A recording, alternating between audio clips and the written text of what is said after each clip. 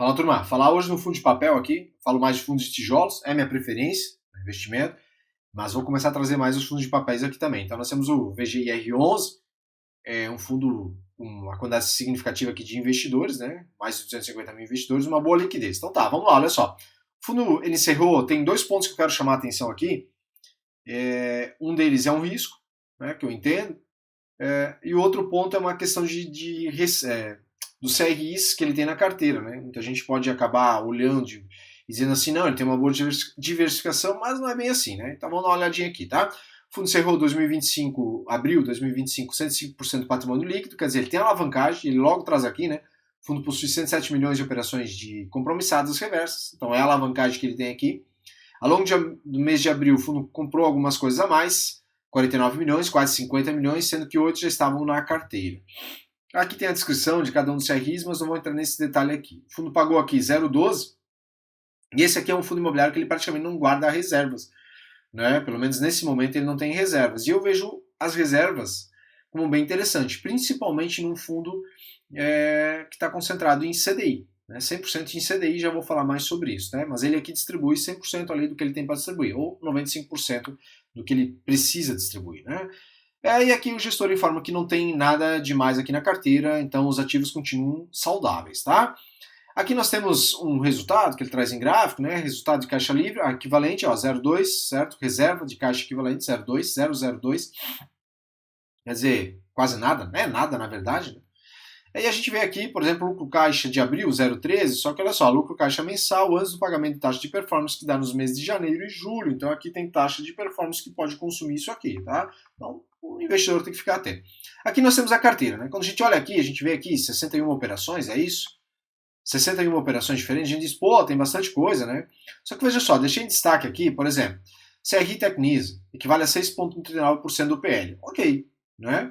É o único CRI aqui, diria assim, com 6% de participação do PL, a gente pode até dizer assim, pô, não é muita coisa. De fato, 6%, ok, não é muito sobre um PL de mais de 1 bi.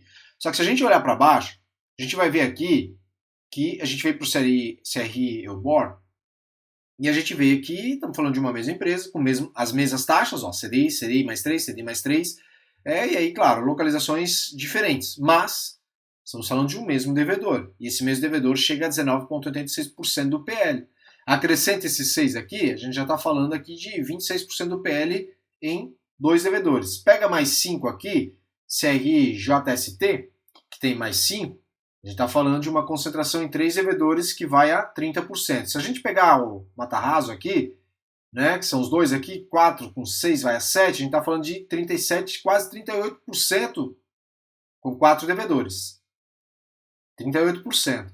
Então percebe que é algo que merece, querendo ou não, um pouco de atenção aqui para quem investe. Né? O segmento é residencial, certo? Aqui é o shopping, né? Pega uma parte shopping. O outro aqui que é o residencial, mas ele é majoritariamente aqui focado em residência. Então é um ponto para quem é cotista do fundo que merece atenção, tá? Você olha aqui a carteira num todo e vai dizer, não, tá bem diversificado, tá legal aqui, né? 61 operações, tem bastante coisa, mas tem, querendo ou não, uma concentração que a gente desce um pouquinho mais aqui, ainda tem mais concentrações se a gente olhar, né? Que a gente pega o Gafisa aqui, ó, e a gente descer aqui, a gente vai ver que tem de novo aqui, né? Só que são percentuais bem minúsculos, né? 0,18, 0,18. Então a gente olha aqui, ó, 0,88, 0,84, né? Só que a gente vê que o grosso, né, o concentrado, tá aqui, tá? Aqui. Então é o ponto que merece atenção para mim aqui no fundo, né? O legal deles aqui, 100% CRI, não tem fundo imobiliário, então parabéns à gestão. É isso que a gente espera de fundo imobiliário de papel, isso aqui, né? E aqui vem a questão que eu falo do risco, né? Risco residencial. O residencial ele tem um risco maior. É claro que não todo residencial. Residencial de luxo não tem tanto risco. Residencial para classe média ou classe mais pobre tem mais risco com juros elevados.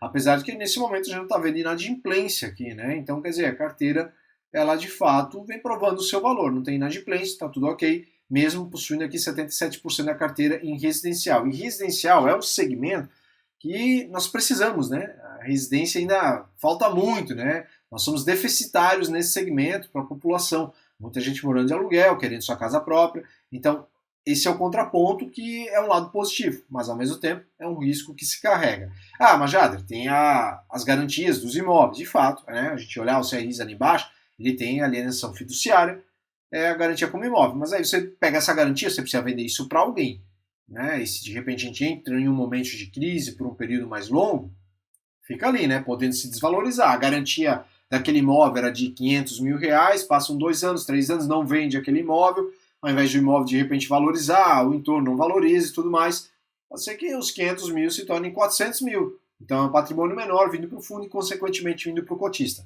Claro que eu estou resumindo aqui, eu estou criando um cenário ruim, né, para deixar o investidor atento. Isso vai acontecer? Não dá para saber. Até hoje está indo muito bem.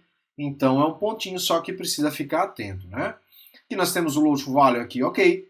Vejo com a maioria da carteira aqui muito bem. Então as garantias, né? Aqui 100% as garantias são maiores do que o fundo emprestou, então está muito bem, né?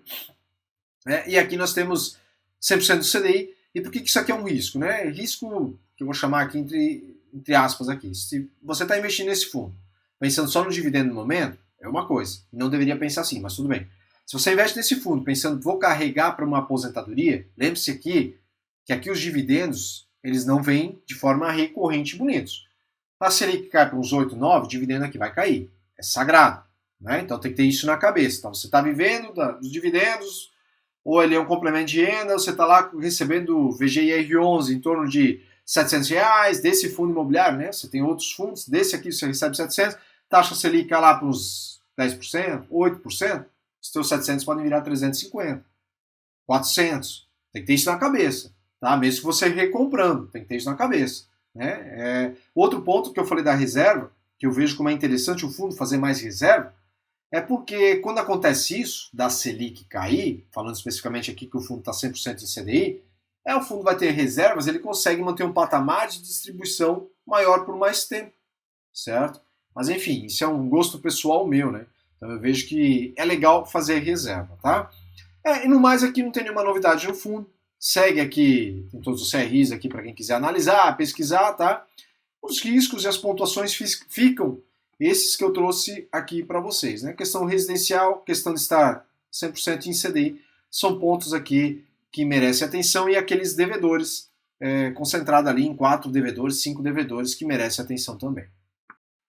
E só complementando, se você não quiser ficar acompanhando isso aqui, você não quer ficar sabendo se a situação do fundo tá boa ou não tá, se tem algum risco ou não tem, eu tenho um grupo fechado no WhatsApp, onde eu entrego todo domingo um relatório como esse aqui. Tá? Eu entrego esse relatório lá pro grupo, como eu entreguei agora, no domingo passado, dia 18 de maio, e o que eu faço aqui? Eu entrego a situação de todos os fundos imobiliários que o pessoal lá tem em carteira. Então eu acompanho 40 fundos imobiliários, e aí eu faço um resumão aqui pro pessoal. Né? Então a gente pega aqui, por exemplo, deixa eu baixar aqui e ir lá para os fundos de papéis, que aqui é tudo os tijolos, shopping center, e a gente vem aqui para os fundos de papéis, por exemplo, ao invés de você precisar ficar lendo a situação lá do fundo e tal, veja, KNHY, né? Eu trago aqui um resumo da situação do fundo. Tem algum problema? Não tem algum problema? O que aconteceu? O que não aconteceu? Negociações que foram feitas, KN o quê? A mesma coisa, né? Os fundos de papéis, VCJR, faz parte aqui, o MXRF, BTCI, CVBI, o Vigira aqui, né? VGIR11 está aqui dentro também. Então, ao invés de você precisar ficar baixando esse relatório aqui, e ficar acompanhando, olhando ponto a ponto, lendo, prestar atenção nessas questões aqui, eu faço isso para o pessoal lá do grupo e trago essas informações aqui, tá? Então, de repente, se você tiver interesse em participar do grupo, tem na descrição um link, que é o meu WhatsApp, há uma mensalidade de R$ 79,90, você entra no grupo, participa, a hora que você não quiser mais, você sai do grupo, não vou te perguntar nada, tá? A ideia é facilitar a vida dos investidores, ao invés de eles ficarem lendo, precisarem ficar abrindo esses relatórios, quem faz isso sou eu ali para o grupo. Claro, eu também encaminho ali os fatos relevantes, eu encaminho vídeos exclusivos lá para o pessoal explicando outras condições aí do mercado. Se tiver interesse, basta me chamar ali no link que está na descrição.